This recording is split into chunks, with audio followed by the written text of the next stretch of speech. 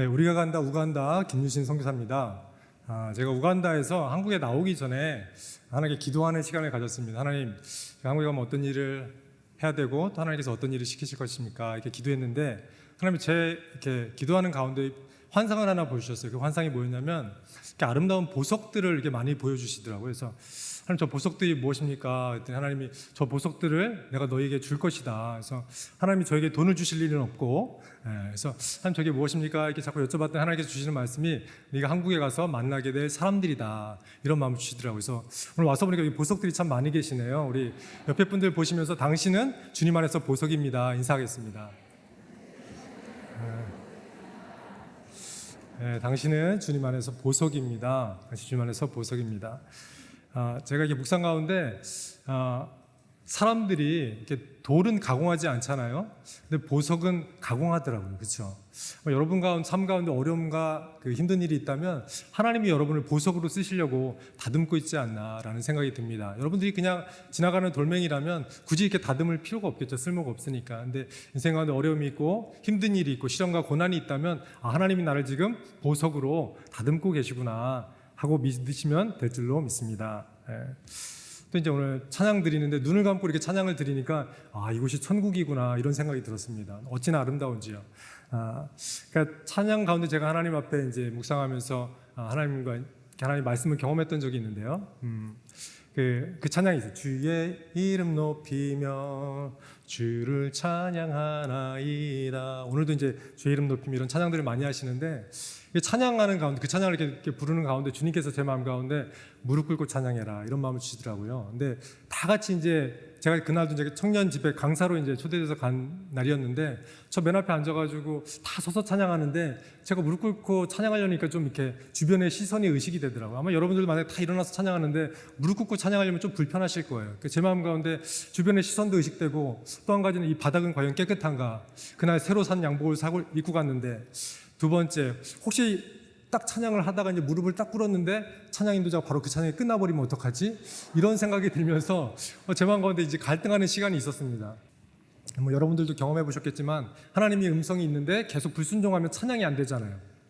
그래서 결국은 이제 하나님 앞에 무릎을 그때 이제 제가 하나님한테 이제 이렇게 물어봤습니다. 하나님, 만약에 저 찬양 인도자가 다시 한번 저 찬양을 부른다면 제가 무릎을 꿇고 찬양을 하겠습니다. 그랬더니 아니나 다를까 찬양 인도자가 쭉 찬양하다 다시 한번 주님을 찬양하겠습니다. 이렇게 하더라고요. 그래서 주님 제가 알겠습니다. 무릎 꿇죠. 그래서 무릎 꿇고 이제 찬양을 하기 시작하는데 주의 이름 높이면 이제 그 찬양이 흘러나오기 시작했습니다. 근데 그때 제 마음 가운데 하나님이 질문 하나를 던지셨습니다.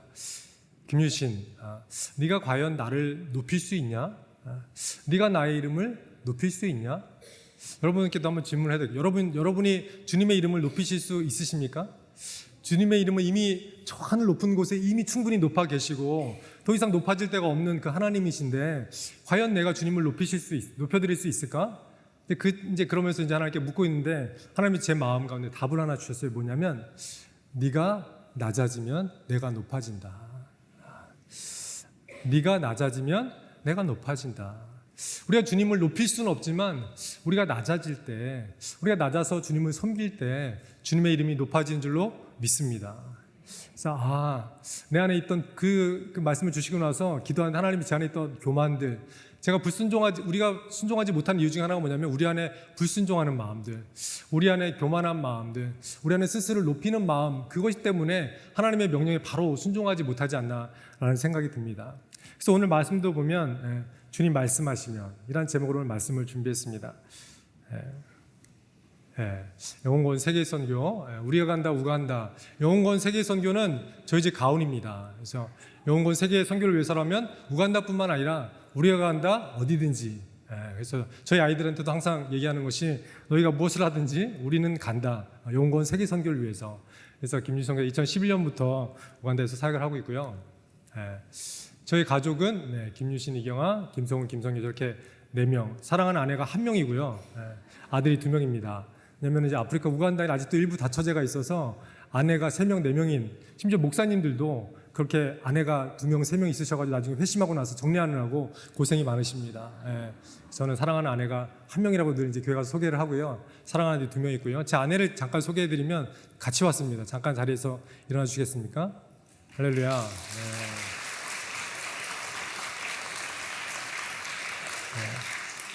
저와 함께 한 몸이 돼서 수고를 하고 있고요.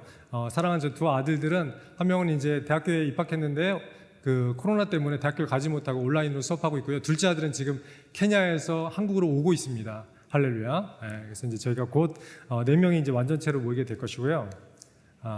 저희가 이제 2001년도부터 우간다에 있었지만 2006년도에 처음 부룬디 갔을 때는 저희 첫째가 5살, 둘째가 2살이었습니다. 그래서 아프리카 부룬디에 도착해서 찍었던 사진입니다. 오늘 말씀은 주님 말씀하시면 누가복음 5장 1절부터 11절 말씀을 이제 나누게 될 텐데요. 제가 이제 한국에 있다 보면 많은 분들이 저한테 물어보시는 게 선교사님은 어떻게 선교사가 되셨습니까? 그리고 어떻게 그 많은 나라들 중에 아프리카, 우간다, 부룬디 이런 나라로 가시게 됐습니까? 이런 질문을 참 많이 듣습니다. 그래서 이제 그 얘기를 이제 잠깐 드리자면 제가 이제 고등학교 3학년 때 어느 청소년 수련회 대규모로 하는 청소년 수련회 집회에 이제 참석하게 됐고 그 청소년 수련회 가운데 맨 마지막 날 항상 이제 콜링하는 시간이 있지 않습니까? 여러분 가운데 모든 족속 제자를 삼아 아버지 아들과 성령의 이름으로 세례를 주고 아직도 복음을 듣지 못한 많은 사람들이 있는데 그들을 위해서 헌신해서 갈 사람들이 있다면 자리에서 일어나십시오. 근데 그런 콜링을 할 때 항상 눈을 감게 시킵니다. 눈을 감게 하고 막 뜨거운 찬양과 열정적인, 그래서 저는 그 콜링을 할 때 모두 다 일어나는 줄 알았어요. 저도 얼떨결에 일어났습니다. 주님 부르시면 제가 어디든지 가겠습니다. 그러고 나서 이제 그 사회자가 말씀하십니다. 저렇게 헌신한 분들에게 다가가서 다 같이 기도해 주겠습니다. 근데 한 100명 정도가 저한테 막 몰려오더라고요. 기도해 주러. 눈을 뜨고 봤더니 한 1000명이 넘는 집회였는데 한 10몇 명 일어선 것 같아요. 그래서 내가 낚였구나 주여 하는 생각이 들면서 이럴 때 헌신은 조심해서 해야 되는데, 근데 주님은 항상 저희의 헌신을 기억하지 않으십니까? 대학교 들어가면서부터 제 마음 가운데 선교사로 나가야지 이런 마음이 있었습니다. 근데 이제 제가 일반 대학교를 갔기 때문에 제 마음 가운데 그러면 저는 전문인 선교사가 돼야겠다 이런 생각을 가지고 전문인 선교사가 되려면 무엇을 해야 되는지 준비하고 친구들과 이제 친구 스터디 그룹을 만들어서 이제 같이 공부도 했습니다.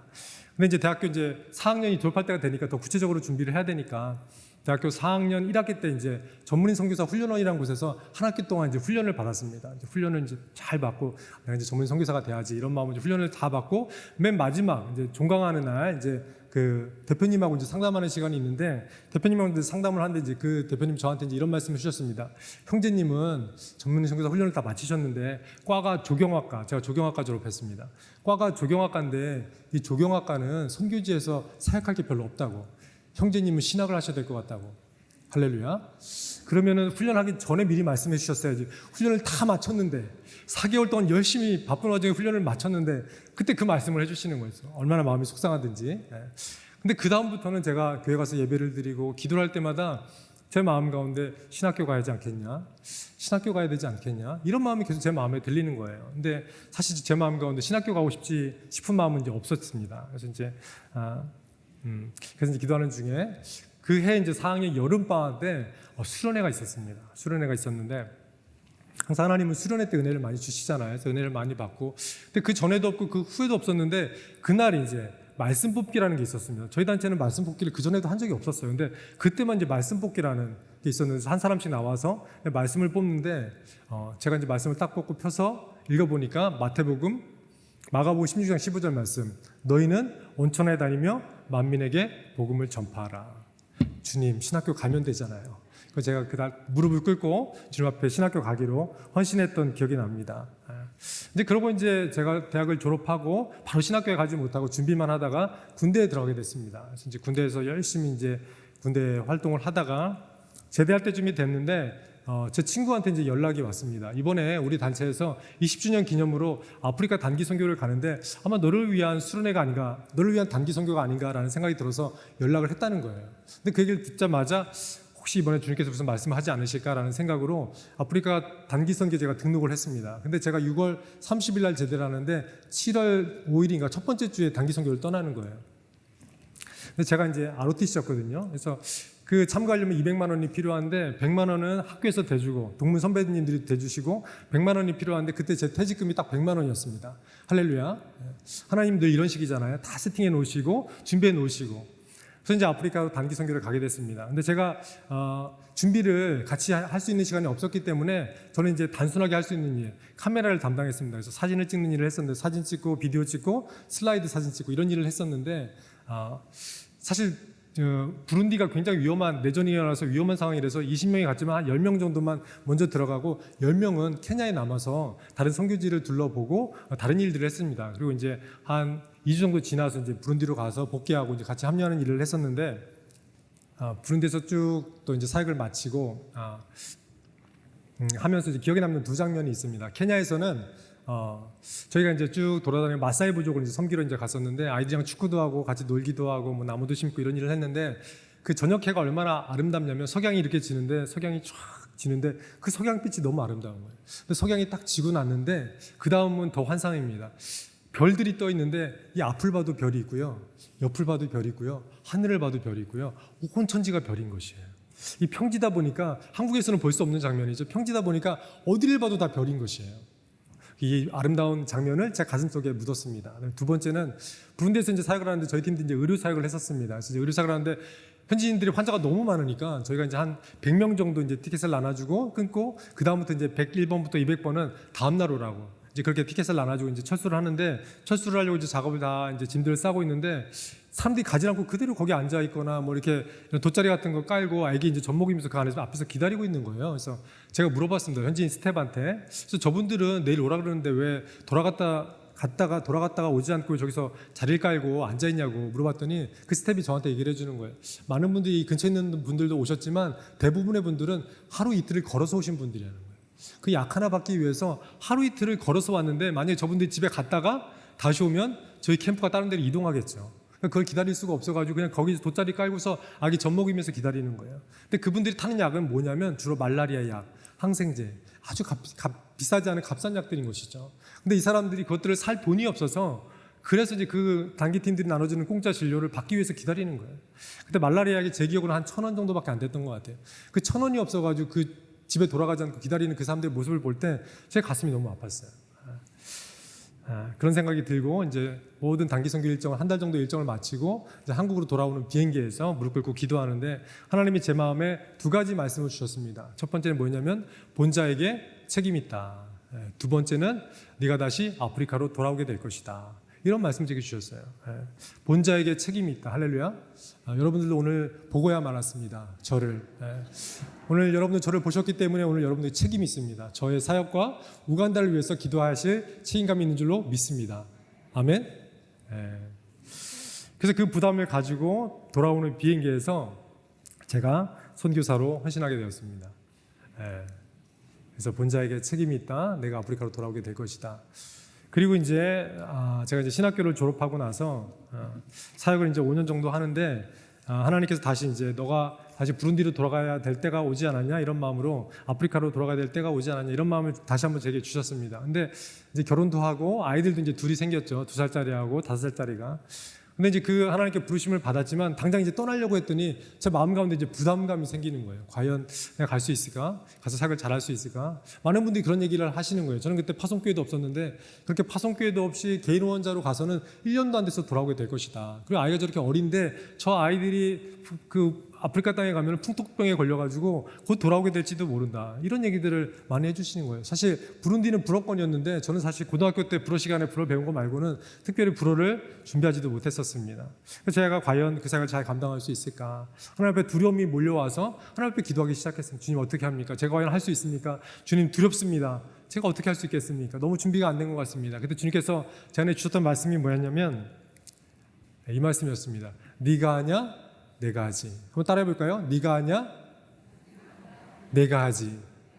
혹시 여러분 가운데도 어쩌면 하나님께서 거룩한 부담감으로 어떤 사역을 맡기실 때가 있을 것 같아요. 여러분들 겸손한 척 하시면서 이렇게 말씀하시잖아요. 주님 저는 연약하여서 할 수가 없습니다. 저는 부족하여서 정말 할 수가 없습니다. 사실 그 말이 가장 교만한 말입니다. 왜냐하면 내 힘으로 하겠다는 것이죠. 아닙니다. 주님의 사역은 하나님의 능력과 하나님의 힘으로 하는 것이지 우리의 힘으로 하는 것이 아니지요. 그때 주셨던 말씀이 네가 하냐? 내가 하지. 오늘도 말씀 전화 달라는 부탁을 받으면서 제 안에 사실 거룩한 부담감이 있었어요. 근데 주님이 동일하게 이 말씀을 주셨습니다. 네가 하냐? 내가 하지. 주의 종은 주님이 시키시는 일만 하면 되니까 사실 저에게는 부담 가질 일이 없는 것이죠. 그러면서 제가 라디오를 틀었는데 제가 원래 기독교 방송은 잘 안 듣는데 라디오를 틀었는데 그 라디오에서 고스톱 찬양이 나오기 시작했습니다. 여러분 고스톱 찬양 아십니까? 고스톱 찬양 처음 들어보셨습니까? 네. 주님 말씀하시면 내가 나아가리다. 고. 주님 뜻이 아니면 내가 멈춰서리라. 스톱. 나의 가고 서는 것. 고 스톱. 주님 뜻에 있으니. 그 찬양이 라디오에서 이렇게 흘러나오기 시작하는 겁니다. 주님 말씀하시면 내가 나아가리다.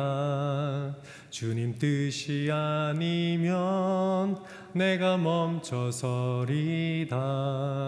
나의 가고 서는 것 주님 뜻에 있으니 오 주님 나를 이끌소서. 아멘. 그 찬양이 라디오에서 들려오는데 제 마음속에 있던 두려움들이 확 가라앉으면서 주님이 이 말씀을 주셨습니다. 내가 내게 명령한 것이 아니냐. 강하고 담대하라. 두려워 말며 놀라지 말라. 내가 어디로 가든지 내 하나님 여호와가 너와 함께하느니라. 주님께서 날마다 우리에게 다가와서 말씀해 주시죠. 베드로의 배에 올라타셔서 주님께서 말씀해 주시고 베드로의 삶을 이끌어 가셨던 것처럼 우리의 빈 배에 주님께서 올라타셔서 날마다 우리에게 말씀하시죠. 그 말씀 우리가 순종해 나갈 때 주님께서 가장 기뻐하시는 그 삶을 우리가 살게 될 줄로 믿습니다. 그래서 부른디에 도착해서 주님께서 주신 사명, 부른디에 도착해서 부른디의 물질의 통로, 축복의 통로, 복음의 통로가 되라는 말씀 주셔서 그 사역을 잘 재미있게 감당을 했습니다. 아주 신혼처럼 선교사의 아주 신혼처럼 아주 행복한 시간들을 잘 보냈습니다. 그리고 이제 4년간의 사역을 마치고 이제 안식년을 한국에 돌아와서 또 이제 기도 가운데 하나님께서 저를 부룬디에서 우간다로 이제 선교지를 옮겨 주셨어요. 그래서 이제 우간다로 이제 가기 전에 안식년을 마치기쯤 돼서 하나님께 기도하기 시작했습니다. 제가 이제 한 텀을 사역해 봤으니까 선교지에 가면 이제 뭐가 필요한지 잘 알잖아요. 그래서 하나님 차가 필요합니다. 좋은 차를 준비해 주십시오. 하나님 좋은 집이 필요합니다. 적당한 집을 허락해 주시고 또 적당한 사역을 저는 이제 제자 훈련하고 싶었는데 하나님 사역할 수 있는 사역을 제게 허락해 주십시오. 그리고 하나님 저희가 아이들 학교를 보내야 되는데 적당한 학교를 보내 주십시오. 이런 기도로 이제 하나님 앞에 이제 기도를 하기 시작했습니다. 하나님께서 제 마음에 주시는 것이 그런 거 기도하지 마라. 스톱. 너는 먼저 그의 나라와 그의 의를 구하라 라고 말씀해 주시네요. 그래서 주님 그래도 이런 거 저런 게 좀 필요하지 않습니까? No. 먼저 그의 나라와 그의 의를 구하라. 제가 특별히 이제 차에 대해서 좀 간절한 마음이 있었는데 왜 그랬냐면 부룬디에서 저희가 몰던 차 이름이 나사로였습니다. 좀 상상이 되십니까? 저희 차 이름이 나사로였는데 왜 나사로였냐면 운전하고 가서 이제 사역을 이제 교회에 도착해서 설교를 마치고 이제 돌아와서 집에 돌아오려고 시동을 걸려고 그러면 시동이 걸리지 않어요. 부릉부릉 하다가 이제 꺼져버리는. 그래서 이제 그 나사로를 붙들고 저희 가족과 이제 저희 스태프들이 차를 흔들면서 주여 살려 주시옵소서 살아날지어다. 이렇게 기도하면 시동을 걸면 나사로가 살아납니다. 할렐루야. 그리고 이제 또 자동차를 몰고서 또 어디 가다가 잠깐 이제 신호등에 걸려가지고 서가지고 이제 다시 이제 시동을 걸려 그러면 또 이제 시동이 꺼지는 거예요. 이제 친구한테 전화해가지고 차가 이제 고장이 났다면서 친구가 와서 도와줘서 차를 살려주고.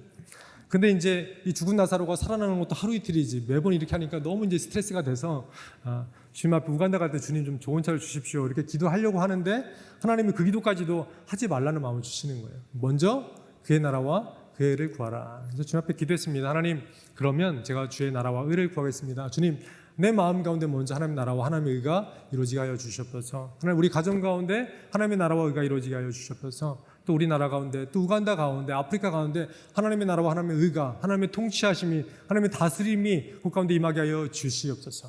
그렇게 기도하기 시작했습니다.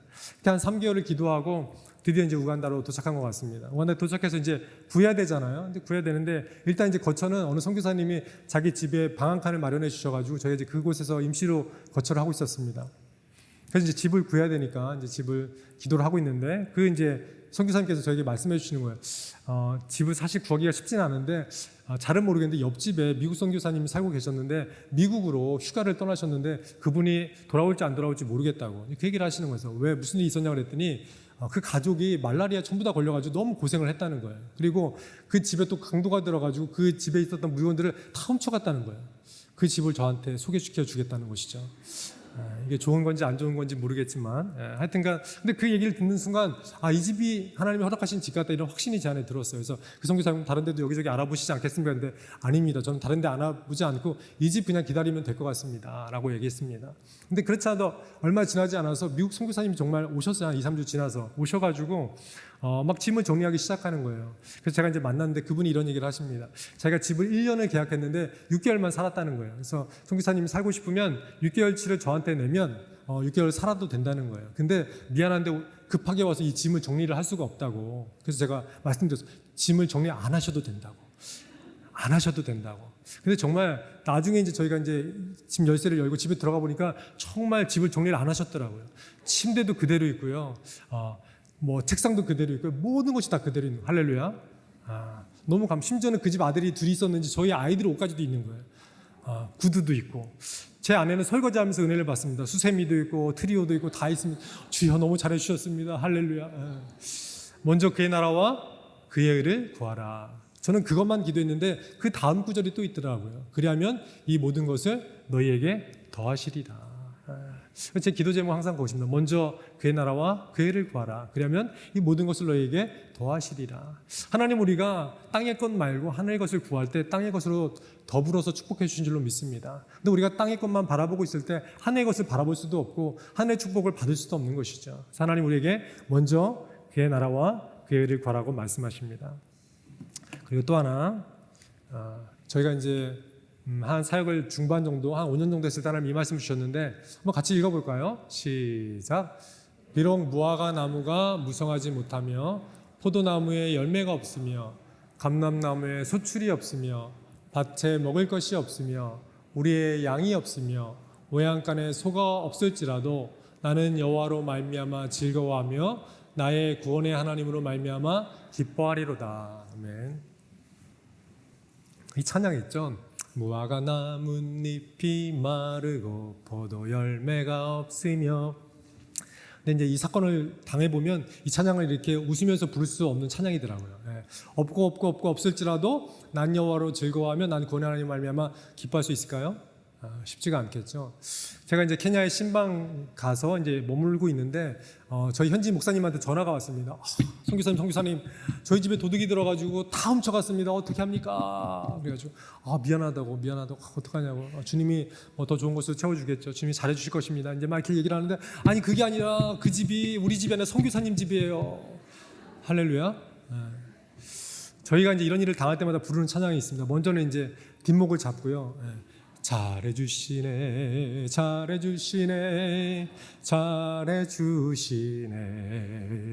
하나님은 언제나 잘해주시네. 이렇게 찬양을 먼저 부릅니다. 근데 좀 이제 마음이 좀 이렇게 가라앉죠.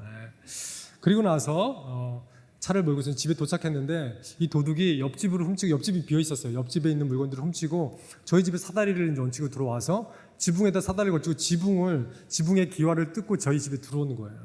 들어와가지고 근데 감사하게도 냉장고 너무 크니까 코드는 뽑아놓고 가져갈까 말까 갈등하다가 그냥 놓고 갔는데 그 냉장고 안에 있는 물건들이 다 썩어가 상해가지고 냄새가 막 나기 시작하더라고요.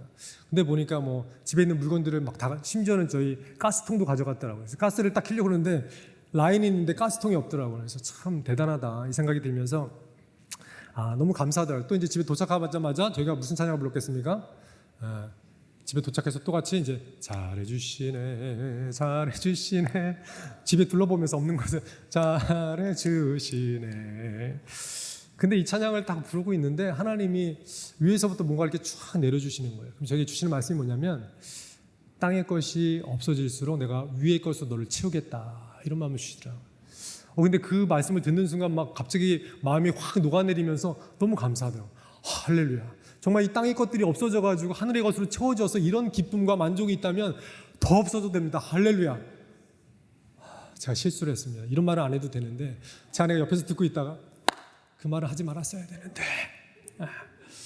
얼마 후에 저희가 이제 자꾸 이제 저희 그 길거리 아이들이 많습니다. 그렇다 보니까 개밥 그릇도 훔쳐가고 집안에 있는 자잘한 물건들도 훔쳐가고 좀 이제 간이 큰 도둑들은 큰 것도 훔쳐가고 그러는데 자꾸 이제 잃어버리다 보니까 저희가 이제 사역을 나갈 때 차에다 가지고 다니기 시작했습니다. 빔 프로젝트며 노트북이며 이동식 카드 이런 거 있잖아요. 이동식 카드 부룬디부터 저희가 사역했던 모든 사역 자료들이 있는 이동식 카드, 현금, 달러 이런 것들은 이제 다 차에다 싣고 다닙니다. 그래서 이제 그때도 이제 그런 걸 다 차에다 싣고 이제 사역을 마치고 이제 돌아오는 길에 배가 고파서 잠깐 이제 식당에 들어가서 밥을 먹고 나와서 이제 차를 딱 열려고 하는데 키가 들어가질 않는 거예요. 이상하게 키가 안 들어가지? 키가 돌아가질 않는 거예요. 그래서 문을 열었더니 문이 열리는 거예요. 제 아내가 저한테 혹시 문 안 잠그고 들어갔어요? 문 잠갔는데요. 딱 트렁크를 열어봤더니 거기 이제 짐이 가득했었거든요. 여러 가지 옷도 있고 프로젝트도 있고 컴퓨터도 있고 쫙 있었는데 헝 하더라고요. 아무것도 없이 깨끗하더라. 그때 또 저희가 뭐 했겠습니까? 이제 가슴이 넘어가가지고 가슴에다 손을 얹고 잘해주시네, 잘해주시네, 잘해주시네. 하나님은 언제나 잘해주시네. 이 찬양을 불렀습니다. 이 찬양을 불렀는데 사실 집안에 저 지난번에 이제 도둑맞았을 때 물건들은 도둑맞아도 사면 되잖아요. 뭐 그렇게 중요하지 않습니다. 다시 사면 되니까. 근데 이 물건들은 뭐였냐면 제가 여태까지 사역했던 모든 사역의 자료들, 심지어 저희가 부룬디 그 전부터 찍었던 모든 사진들이 담겨 있는 그 자료들이 담겨 있는 파일들, 그 제가 그동안 사역했던 자료들, PPT들, 뭐 영상들 이런 것들이 다 없어진 거예요. 심지어는 그 노트북 컴퓨터도 제가 안 좋은 거를 가지고 있었는데 어떤 친구가 이제 제 소식을 알고 좋은 노트북 컴퓨터를 사줬어요. 정말 소중한 거죠. 그 안에 자료들이 어마어마하게 다 들어있었는데 그 모든 것들이 다 없어졌어요. 사실은 이제 돌아가자마자 이제 목회자 세미나 하려고 케냐에서 이제 자료들도 교재들도 이제 가지고 가는 길이었는데 교재도 다 잃어버린 것이죠. 그래서 제가 목회자들한테 연락을 했습니다. 2차 저차에서 길에서 도둑을 맞아가지고 우리가 지금 목회자 훈련을 못하고 무기한 연기한다. 이 얘기를 하고 이제 집으로 돌아와서 뭐 할 게 없잖아요. 다 잃어버렸으니까 돌아와서 이제 창세기부터 이제 계시록까지 성경을 이제 일주일 동안 쭉 읽었습니다. 성경을 읽는데 그때 주셨던 말씀이 바로 이 말씀이었습니다. 비록 무화과가 무성하지 못하며 포도나무에 열매가 없으며 감람나무에 소출이 없으며 밭에 먹을 것이 없으며 우리의 양이 없으며 외양간에 속 없을지라도 나는 여호와로 말미암아 즐거워하며 나는 구원하려 말미암아 기뻐하리로다. 이 말씀을 주시면서 김유진 선교사야, 네가 정말 다 없어도 나 여호와 하나님만으로 기뻐할 수 있고 즐거워할 수 있냐? 그 마음을 주시더라고요.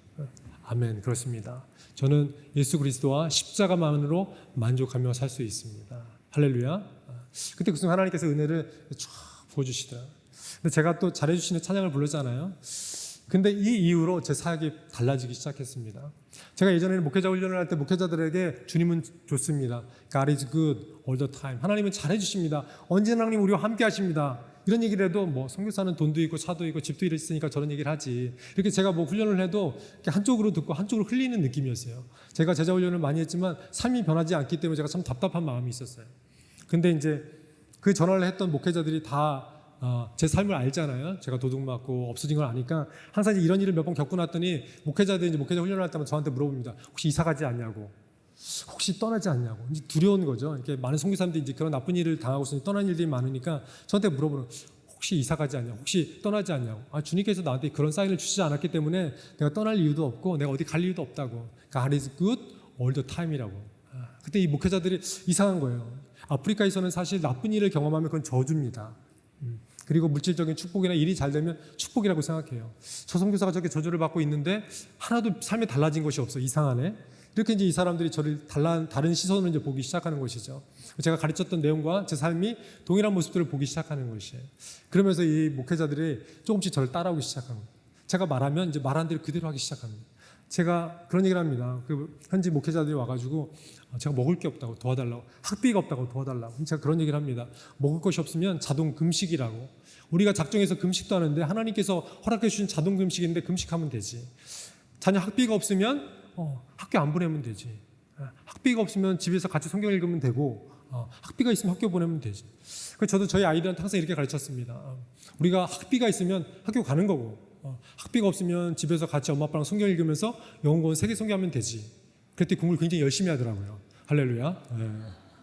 주님이 잘해 주셨습니다. 그런 것처럼 제가 이렇게 말했는데 그 전부터 이제 이 말들이 이 목회자들 삶 가운데 실제로 움직이기 시작하는, 하나님의 말씀은 살았고 운동력이 있어 자원할성 어떤 검보다도 예리해요. 온갖 영과 관절과 골수를 찔러 쪼개기까지 하며, 그 말씀처럼 그 말씀이 이제 꽂히기 시작하는 거예요. 그래서 그 목회자들의 삶이 바뀌어지기 시작합니다. 그래서 나중에도 얘기할 텐데 제가 이제 목회자 훈련을 하면서 그 교회를 방문하는데 사모님들이 저한테 와서 얘기하는 거예요. 우리 아이가 달라졌어요가 아니라 우리 목사님이 달라졌어요. 우리 목사님이 굉장히 권위적인 사람이었는데 집안일을 도와줘요. 뭐 교회 정리할 때 의자를 하나도 움직이지 않았는데 우리 목사님은 의자를 옮기는 일을 하고 있어요. 할렐루야. 훈련이 일하고 있습니다. 할렐루야. 아멘. 주님이 너무 잘해주셨습니다. 어떤 일을 통해서 하나님께서 우리에게 눈을 볼 때, 이 땅의 눈을 볼 때는 나쁜 일일지 모르지만 하늘의 눈을 볼 때는 축복의 일인 줄 믿습니다. 그래서 저희가 항상 제 아내랑 얘기하는 것이, 그때 우리 도둑 안 맞았으면 어떡할 뻔했냐고. 저희 아이도 이제 대학을 떨어져 재수해서 대학에 갔는데 그때 우리 아들 재수 안 했으면 어떡할 뻔했냐고. 우리 아이들 그때 그 시절에 아프지 않았으면 어떡할 뻔했냐고. 그때 그 시절에 그 어려움이 없었으면 어떡할 뻔했냐고. 지나고 나면 다 감사하는 것이죠. 그래서 지나고 나서 감사하느니 바로 그때 잘해주시네, 잘해주시네, 잘해주시네. 근데 하나님이요, 잘해주실 때, 잘해주시려고 할 때는 별로 감동이 없으세요. 근데 우리 눈으로 볼 때 안 좋은 것처럼 보이는데 잘해주시는 찬양을 하면 하나님이 하늘에서 춤을 추십니다. 할렐루야. 잘해줄 때 감사하다고 하는 건 누구나 다 알 수 있죠. 근데 어려움이 닥쳤을 때 감사하다고 고백할 수 있는 사람은 많지 않거든요. 그때 감사 고백할 때 주님이 정말로 우리 삶 가운데 기뻐하시고 즐거워하신 줄로 믿습니다. 그래서 아까 말한 것처럼 없고 없을지라도 난 여호와로 즐거워하리. 주님께서 우리가 우리 삶을 드렸을 때 하나님께서 우리 삶을 다듬어 가면서 정말 주님과 십자가로 만족할 때까지 우리 삶을 연단하시는 것들을 경험할 때가 있습니다. 요한복음 12장 24절 말씀, 내가 진실로 진실로 너에게 이르노니 한 알의 밀이 땅에 떨어져 죽지 아니하면 한 알 그대로 있고 죽으면 많은 열매를 맺느니라. 제가 우간다에서 콩나물이 먹고 싶어서 콩나물을 키웠습니다. 이제 콩나물은 이제 하루 불려가지고 이제 콩나물에다 이제 해서 이제 물을 줘가지고 키우지 않습니까? 콩나물을 키우는데 한 알의 콩나물이 떨어져가지고 저는 한 알 그대로 있는 줄 알았는데 죽으면 많은 열매를 맺고 콩나물이 되지만 한 알 그대로 있으면 그대로 있는 게 아니라 하나에 떨어져서 죽지 않냐면 나중에 썩더라고요. 근데 하나님 제 마음에 그런 마음 주시더라고요. 죽을래? 썩을래? 죽을래? 썩을래? 한 번뿐인 우리의 인생, 죽어서 많은 열매를 맺길 원하십니까? 아니면 썩어서 이름도 없이 사라지길 원하십니까? 오늘 주님께서 우리 가운데 하나님이 여러분을 하나님의 자리로 초대한 줄로 믿습니다. 여러분 한 번뿐인 인생을 그냥 이렇게 하나님 말씀에 순종하지 않고 그대로 있다가 썩어져 없어지는 인생 되길 원하십니까? 아니면 주의 말씀에 순종해서 그물을 내리고 주의 말씀에 순종해서 주님이 보내시는 곳에 가서 헌신하고 순종하는 여러분이 되시겠습니까?